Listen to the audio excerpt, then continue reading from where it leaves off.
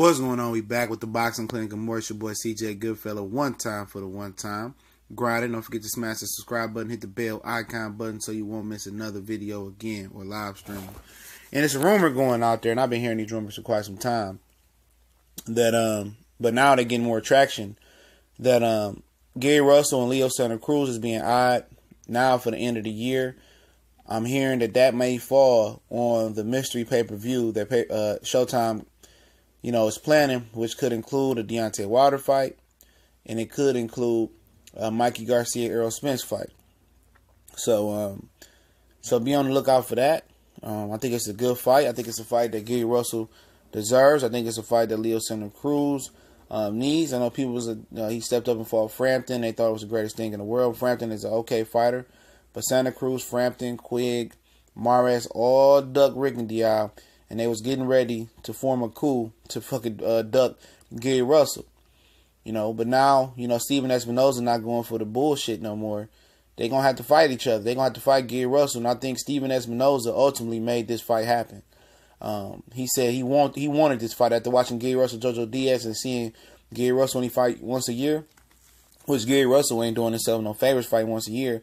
But Russell got really bad hands, and I guess he don't see the point of wasting his hands on bullshit ass defenses, bullshit fights. So, he want to fight a big fight. It's beneath him to call out another fighter. He's that arrogant. He feels that he's that good. And like I said, I had a chance to meet him at the Barclays Center. Very, very good guy. But Steven Espinoza made this happen. They call Santa Cruz the son of Al Heyman. That's what they call him. And Al Heyman had never put Leo Santa Cruz do anything he didn't want to do. This is Espinoza, controlling the narrative and making this fight for Gary Russell, because Gary Russell just felt like it was beneath him to publicly call out Leo Santa Cruz. So, Steven Espinoza, I heard him say out of his mouth he wanted that fight for Russell. He wanted Russell to fight again this year. And it's being eyed for the end of the year. And some people are going to say, well, Santa Cruz is going to win. Hey, that's your pick, but this is going to be a massive ass whooping. Russell beat him in the amateurs, which really don't mean much now. Like I said, I've never seen it in Leo Santa Cruz, man. He's supposed to be this next big star. I've never seen it. Frampton, I seen him in his U.S. debut down on the canvas 2 or 3 times. Mares, I never thought he was anything above 126, I think it was. 130, he out his scope of support. Santa Cruz fought so many construction workers and part-time boxers, dog. I mean, he need this fight. He do, and I think Gary Russell needs it as well, to show the world, that he the best featherweight in the world. He fought the former best featherweight in the world. Most people thought Lomachenko. And now he got to reestablish himself as the best featherweight. And it's a very, very interesting fight. By no means necessary do I think Leo's going to fall down. Leo is a warrior. He got a lot of heart, a lot of chin, but he ain't fought nobody like Gary Russell.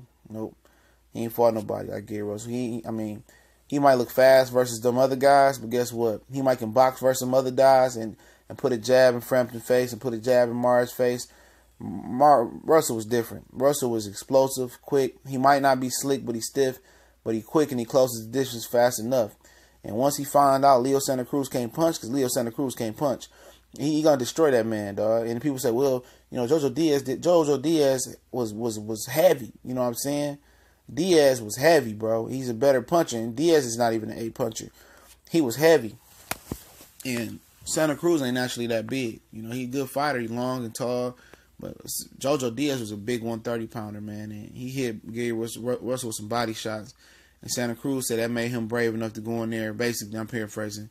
He made him confident to go in there with Gary Russell. So we'll see, man. I think that's gonna be the fight of the year. I think it's gonna be over 1,000 punches thrown. I think ultimately Santa Cruz ain't gonna get stopped. I think he gonna finish on his feet. I think he got too much pride to get stopped. Like I said, he being forced into this fight, bro. Steven Espinoza, when he went and fight Abner Mares, when he went and fight Abner Mares, and they sent him to Fox to fight Chris Avalos, that was Steven Espinoza. He said, if you ain't gonna fight Abner Mares in a rematch, we don't want to see you fight Avalos on Showtime. Get up out of here. So they getting fed up with Santa Cruz shit, because Santa Cruz and Mares didn't do shit with $500K. You know what I'm saying? I didn't really care to see that fight neither. It was another fight that came on that night, I believe. I didn't really care to see that fight, but it was a good action-packed fight. I really just tuned in for the Charlo. It was Terrence Crawford and Jeff Horn that came on that night. So yeah, so this be an eye for the end of the year. I'm riding with Gary all the way. Can't tell me nothing unless the results tell different. And it's gonna be a massacre. It's gonna be Chop Suey. It's gonna be Bloody Face Leo Santa Cruz. He's gonna get his ass whooped. He get dog walked from corner to corner. And like I said, he too robotic. He too stiff. He don't punch hard. He's been overrated in my opinion, especially at 130.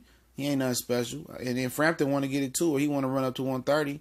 He can get it too. Frampton gonna get his ass whooped too. The Rigondeaux Duck crew gonna get whooped. And the only reason Abner Maras is not gonna get it because he already been beat up and recycled too many times. So we gonna him and Scott Quigg, Team Gary Russell, we gonna spare their lives. You know what I'm saying? We gonna spare them. But it's a boy, CJ Goodfella, Boxing Clinic and more. One time for the one time. We on Facebook, Instagram, Twitter.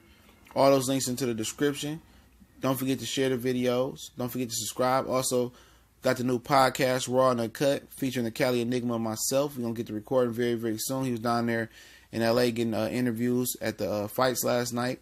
With who fought last night? My brain is fried. With Ortiz and I don't know who fought last night. I'm tired as hell. But he was at the fights last night. And they were some good-ass fights. And y'all know what the business is, man. Don't forget to subscribe, comment, share.